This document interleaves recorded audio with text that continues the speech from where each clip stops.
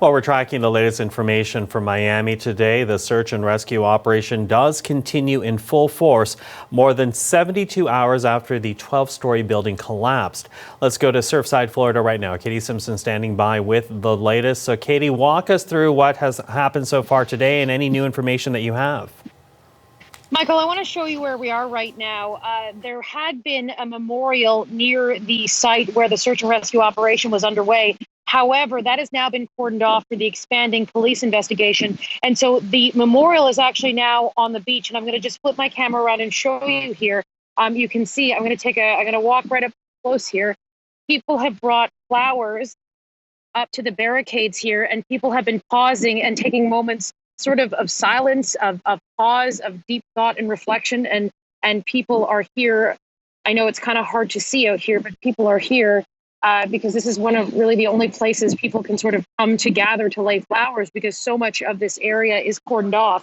Now, as you mentioned, this is an ongoing search and rescue operation at this point, and that is going to continue to be the case for at least the foreseeable future. That's what we're hearing from officials on the ground who are carrying out that operation.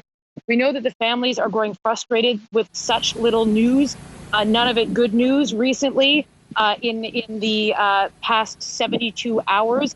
And as part of trying to show the families what's going on, I'm told by my colleague Sarah, who is at a different location around this site, is that families of those who are missing are actually being put on buses and taken to the site so they can get an up-close look at the search and rescue operation. So that's happening right now. But we know that some of those families are quite frustrated, and they voiced some of their frustration at a private meeting with officials. I'm a mother. I don't know the best way to go about this, but it's impossible that in 4 days nobody has emerged, dead or alive. Please don't tell me about the two people. I know about it. It's not enough. Imagine if your children were in there.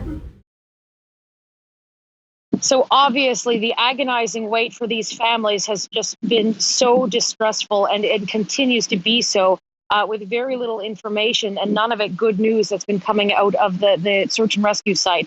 There is one thing that is making things a little bit easier for those first responders who are going in there. The fire that's been causing so much trouble, that had been producing so much smoke and making things difficult for those crews to actually do the search and rescue operation, that is out. They've been able to actually build a trench that they can go in and do a more thorough search. And as a result of building a trench into that rubble pile, they were able to find 4 additional bodies. Let's also talk about, Katie, Global Affairs Canada, because they did earlier say that Canadians may have been affected by this collapse. Do we know any more at this point? There are still 4 Canadians who are missing as a result of this building collapse. We spoke with the Consul General, Canada's Consul General in Miami, yesterday about how these families are doing, what's going on. Some family members are flying here to Florida. There are 4 Canadians from 2 different families. There had already been a relative of 1 family member here. Others are flying in. And we spoke with Susan Harper about this yesterday. This is a terrible situation. It's shocking and it's tragic. So first of all, our sympathies to these people having to deal with a terrible situation. And with this many Canadians in Florida, people are going to want to know, because anybody could feel like this could be me. In terms of any sort of update on the status of the Canadians, we still don't have any official word about their whereabouts. They remain missing at this point. However, we've reached out to Canadian officials, Global Affairs, to find out if there's any news on the whereabouts of those Canadians. Katie, I know it's been a very hectic day for you, but thank you for this. Appreciate it. Our Katie Simpson in Surfside, Florida.